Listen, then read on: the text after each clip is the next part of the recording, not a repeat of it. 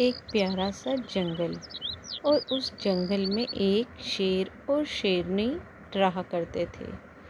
उनके दो प्यारे प्यारे छोटे से बच्चे भी थे। वो अपने मामा पापा के साथ बहुत खुश रहा करते थे। एक दिन शेर अपने बच्चों के लिए खाना लेने के लिए गया। मैं कुछ देर तक आप लोगों के लिए खाना ले आऊंगा, तुम लोग इंतजार करना। ठीक है, आप हमारे लिए खाना लेके आना और मैं आपका इंतज़ार करूँगी। Bye bye. ये कहकर शेर शिकार की तलाश के लिए चल पड़ा। रास्ते में उसे कुछ शिकार की खुशबू महसूस हुई।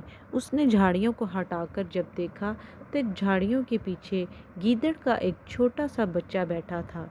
गीदड़ ने जब अपने सामने शेर को देखा तो डर के मारे कांपने लगा कि ये शेर तो मुझे अब खा जाएगा और मेरा बचना अब नामुमकिन है। लेकिन दूसरी तरफ जो शेर था उसने सोचा कि इस बच्चे को जब मैं घर ले जाऊंगा तो ये मेरे दोनों बच्चों के साथ भी पल जाएगा और खेलेगा।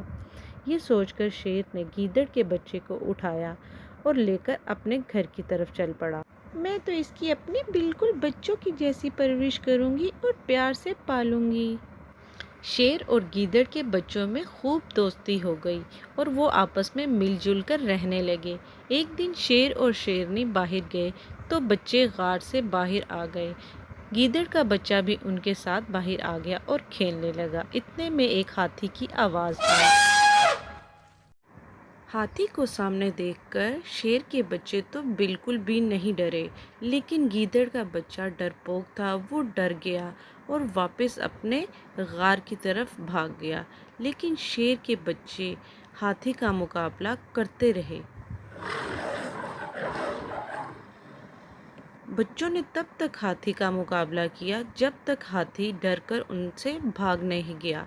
हाथी के जाने के बाद शेर के बच्चे खुश हो गए और उन्होंने देखा कि गीदड़ का बच्चा तो गायब है।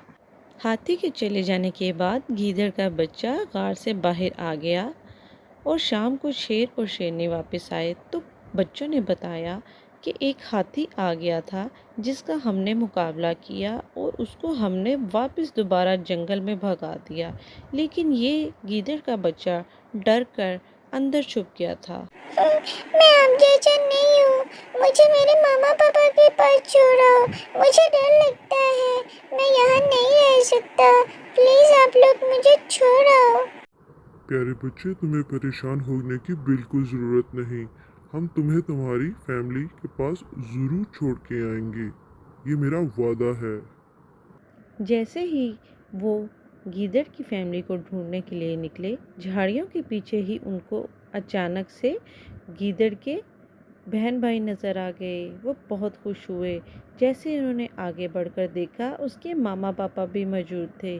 थोड़ा आगे गए तो उनकी पूरी फैमिली वहाँ पे मौजूद थी। गीदड़ का बच्चा उनको देखकर बहुत खुश हुआ और खुशी से उछलने लगा। आपका बहुत बहुत शुक्रिया। आपने मेरी मदद की और आपने मेरे साथ बहुत अच्छा सलूक किया। लेकिन अब मैं अपने मामा पापा के पास जा रहा हूँ। Bye bye. जीते रहो और हमेशा खुश रहो। Bye bye.